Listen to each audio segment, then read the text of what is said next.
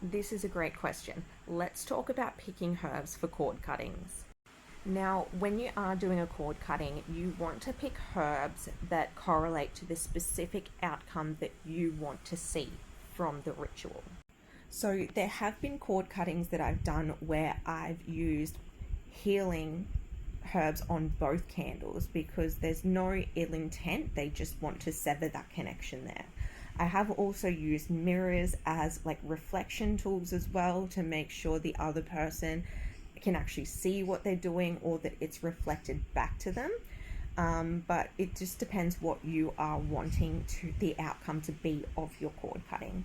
Now, without going into too much detail to maintain confidentiality for my client, this specific client is going through a really tough time herself, but she specifically indicated to me that she wanted this person out of her life completely.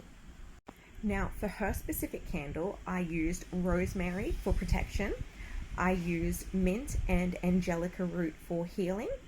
I used, and I can never pronounce this right, ginkgo biloba for self-love so that she can start to love herself. And then to draw her power back to her, I used myrrh resin and vervain. Now, for his specific candle, I used broken eggshells for two purposes. So broken eggshells can break their protection. And then broken eggshells and chili flakes are great ingredients to both use in hexes and return to senders. In this instance, I used them as return to senders. Now, because she wanted him out of her life completely, I also used elderflowers and garlic powder. These are great for banishing spells. Now, in every single cord cutting ritual that I do, I will always put a line of salt in between the two candles, and on top of the salt I will sprinkle lemongrass because lemongrass is great for cord cuttings. Now, I also utilized a hairpin that's in the shape of a sword to indicate the cut or to help with the cut.